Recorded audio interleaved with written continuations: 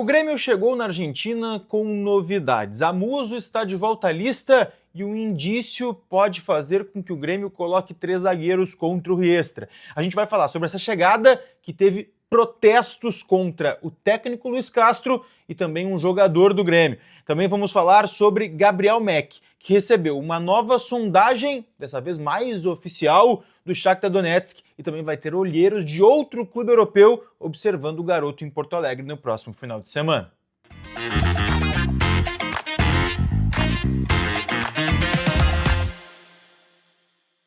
Fala, gurizada, tudo bem? Eduardo Picão com vocês mais uma vez aqui no canal, e antes de qualquer coisa, deixa o teu like, te inscreve e ativa as notificações. Hypa o vídeo aqui embaixo também, que é sempre muito importante para a gente continuar atualizando tudo sobre o tricolor aqui no YouTube, tá? Gente, quero falar com vocês a respeito da lista de relacionados. O Grêmio chegou aqui na Argentina tratando o jogo como muito importante. O Grêmio sabe do momento que vive na Sul-Americana, da importância de vencer o Riestra para de fato brigar pela primeira posição do grupo e se classificar direto para as oitavas de final. Por isso que, de certa forma, o Grêmio deu uma esvaziada na segunda etapa do jogo contra o Atlético Paranaense, tirou Mack, tirou Namorado, visando também esse confronto contra o Deportivo Riestra em Buenos Aires.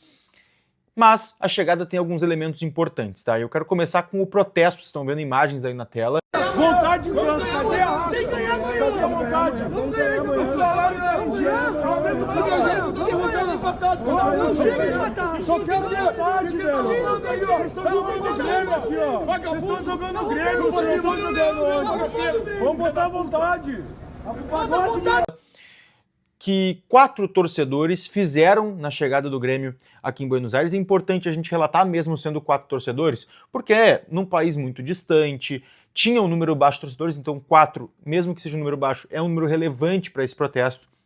E nesse protesto foram cobrados tanto o Luiz Castro, para mudanças no time, quanto o elenco de jogadores, foram chamados de vagabundos, que tem que jogar bola, que não estão em qualquer clube, mas principalmente o TT, tá? O TT foi muito cobrado por esses quatro torcedores, para entregar desempenho, para ter um custo-benefício melhor. Então, muita cobrança em cima do elenco do Luiz Castro, mas principalmente em cima do TT nesse protesto. Tirando esse fato, uma chegada do Grêmio que contou com a presença do Amuso retornando depois da pancada. O Grêmio preservou ele do jogo contra o Atlético Paranaense, não estava em condições plenas, o Grêmio preferiu preservar para que ele pudesse estar apto para a partida contra o Riestra aqui em Buenos Aires. Então volta o Amuso, deve voltar como titular, treinou normalmente na manhã desta segunda-feira e pode pintar sim no time. Monsalve mais uma vez foi ausência, outros garotos foram ausência, como o Zorteia, como o Luiz Eduardo, e também os lesionados, Roger, Arthur, Nardoni, enfim,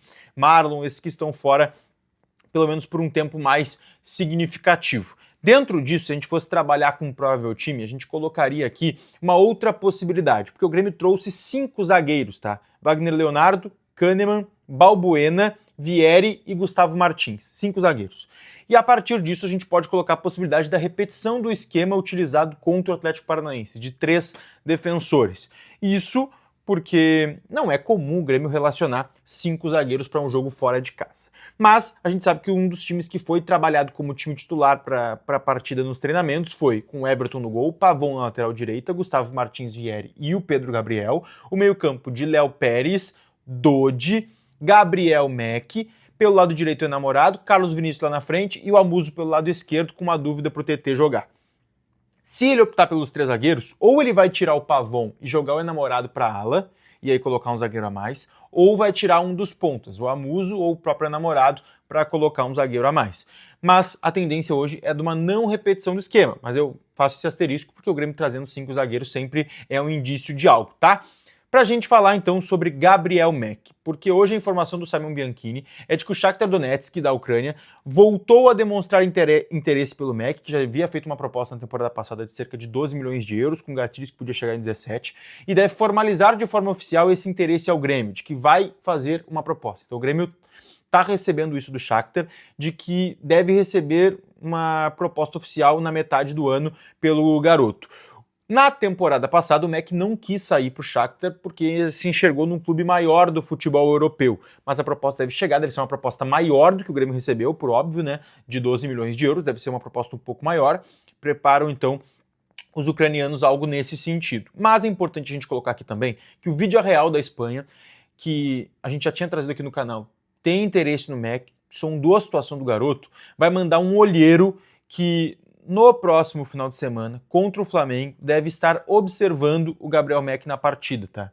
No domingo, Dia das Mães, deve ter então um olheiro do Vídeo Real observando o Gabriel Méc, que pode ser mais um dos clubes que deve fazer proposta para o garoto no meio do ano. Tem Benfica, tem Sporting, tem o Shakhtar e agora também o Vídeo Real. Muitos clubes interessados, é uma venda que o Grêmio enxerga como interessante, mas de momento a gente sabe que não é interesse do Méc em sair, ele gostaria de terminar a temporada no Grêmio para poder se valorizar. Chegou até um momento que existia sim uma possibilidade do staff querer tirar o jogador do Grêmio, algo que não tinha no passado, por falta de oportunidade. Mas agora ele é titular, tem essa projeção de ganhar uma sequência maior durante o ano e se valorizar ainda mais no Grêmio. Então as coisas mudam muito rápido e a gente precisa trazer isso. Mas cada vez que ele ganha mais oportunidades, se valoriza mais clubes se interessam por ele e as propostas também vão avançando. A gente sabe que o Grêmio precisa vender nessa temporada, tá bem? A gente segue atualizando tudo tricolor por aqui, deixa teu like, mas deixa o teu comentário. Tu venderia o Méc na janela do meio do ano por um valor considerável?